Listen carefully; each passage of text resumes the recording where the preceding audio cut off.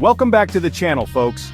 Today, we're embarking on a journey of epic proportions, a transcontinental train showdown. We're pitting two titans against each other, China and the USA. We're diving headfirst into an epic comparison between the train systems of China and the USA.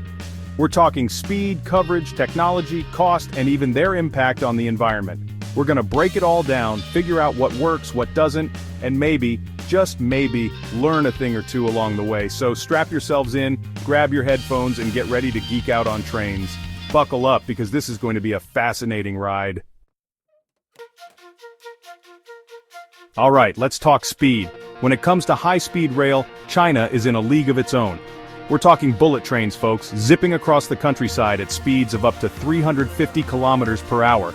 That's like going from New York City to Washington, D.C. in the time it takes to watch a movie. And then there's Amtrak, America's trusty but somewhat sluggish train system. Don't get me wrong, Amtrak has its charms. The nostalgic vibes, the scenic routes, but lightning-fast speeds? Not so much. We're talking average speeds of around 50 to 60 miles per hour, with some sections barely hitting highway speeds. China's massive population and booming economy demand efficient high-speed transportation, but here's the thing, America is pretty massive too. And our current train system, well, let's just say it could use a serious upgrade. Just imagine, hopping on a train in New York City and arriving in Los Angeles in time for dinner the next day. That's the reality in China, a country that's embraced high-speed rail like no other. They've invested heavily in infrastructure, technology, and innovation, creating a train system that's the envy of the world. Meanwhile, in the US, we're still grappling with outdated infrastructure, Amtrak's constant funding battles, and a general lack of political will to invest in rail travel. It's a stark contrast, and it makes you wonder, why haven't we caught up yet? Is it a matter of priorities? Is it the allure of the open road and the freedom of driving, or is it something else entirely? Whatever the reason, one thing's for sure. When it comes to speed, China is leaving the US in the dust. But hey, this isn't just about bragging rights. This is about connecting people, boosting economies, and creating a more sustainable future. So the next time you're stuck in traffic, bumper to bumper, take a moment to imagine yourself gliding along at 200 miles per hour on a sleek, modern train. Let's talk about coverage, baby. When it comes to sheer scale, China's train network is an absolute behemoth. We're talking over 25,000 miles of high-speed rail lines, crisscrossing the country like a spiderweb on steroids. They've connected major cities, rural towns, and everything in between, creating a transportation network that's as impressive as it is efficient. And then, there's the US, with Amtrak's comparatively modest network of around 21,000 miles. Now don't get me wrong, 21,000 miles is nothing to sneeze at. But here's the catch, a significant chunk of those miles are dedicated to freight lines, not passenger travel. And when it comes to high-speed rail, well, let's just say we're lagging behind, with only a handful of high-speed corridors in operation or development. That's right, folks. While China's building high-speed lines faster than we can say bullet train, we're still stuck in the slow lane, clinging to our cars and planes. So, what's the deal? Why the disparity in coverage? Well, part of it comes down to geography. China's vast, densely populated landscape lends itself well to a comprehensive rail network. The US, with its sprawling cities and car-centric culture, presents a different set of challenges. But it's not just about geography, it's about vision, investment, and a commitment to public transportation. China's made rail travel a national priority, pouring billions into infrastructure and expanding its network at a breakneck pace. They see high-speed rail not just as a mode of transportation, but as a catalyst for economic growth, social progress, and national unity. In the US, we've taken a more fragmented approach, with Amtrak often caught in the crosshairs of political battles and funding woes. We've prioritized highways and airports, neglecting our rail system and leaving it to languish in a state of perpetual underfunding. The result? A patchwork network that's often slow, unreliable, and inconvenient. So, where do we go from here? Well, if we're serious about creating a world-class train system, we need to start thinking big. Chapter 3. Tech Talk, Maglev Magic and Beyond. Hold on tight, because we're about to enter the realm of futuristic train technology. When it comes to innovation, China is pushing the boundaries of what's possible. We're talking maglev trains, people. These bad boys use magnetic levitation to literally float above the tracks, eliminating friction and reaching mind-blowing speeds. Imagine this, you're gliding along at over 370 miles per hour, the scenery a blur outside your window. That's the magic of Maglev.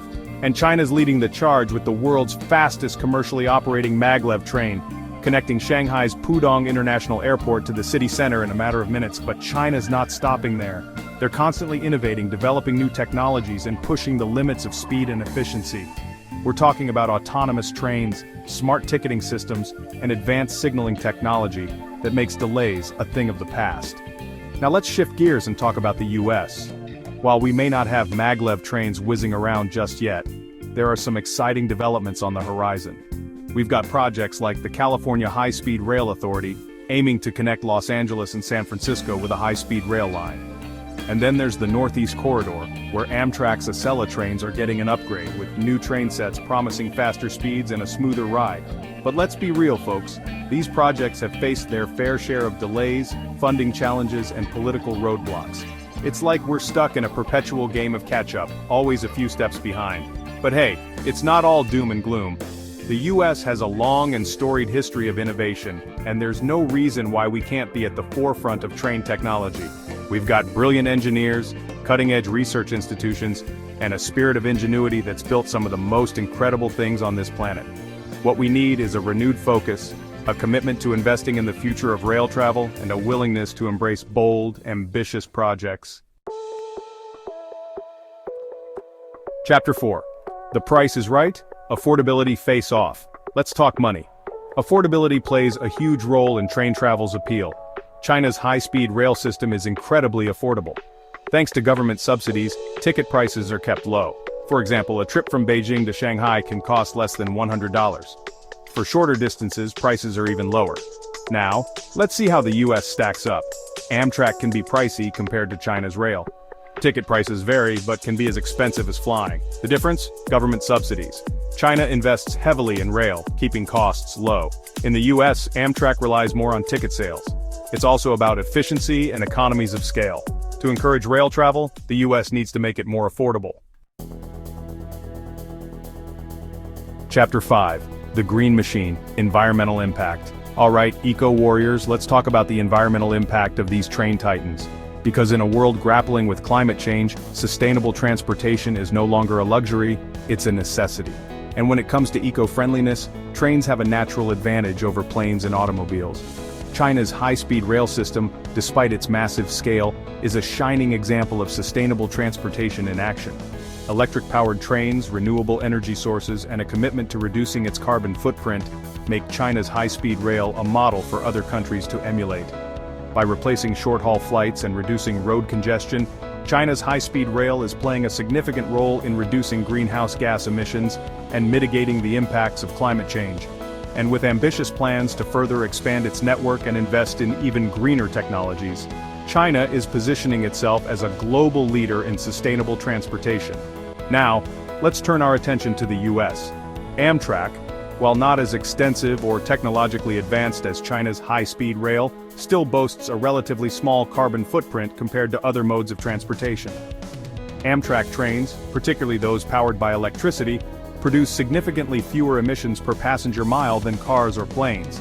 And with a focus on improving fuel efficiency, upgrading infrastructure, and exploring renewable energy sources, Amtrak is taking steps to further reduce its environmental impact.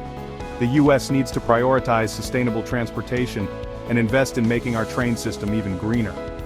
Imagine a future where high-speed trains, powered by renewable energy, whisk us across the country, leaving behind a trail of clean air and a healthier planet. Outro: the train to the future. That's it for today's comparison. We've journeyed through the heart of China's high-speed rail network and traversed the tracks of America's Amtrak system. We've seen the incredible speed, the vast coverage, and the mind-blowing technology that's shaping the future of train travel. So which country do you think has the better train system? Let us know in the comments below. Is it China, with its blazing fast bullet trains and its commitment to innovation? Or is it the US, with its scenic routes and its potential for a greener future? Don't forget to like, subscribe, and hit the bell icon for more awesome content. Until next time, safe travels, and may your journeys be filled with adventure and discovery.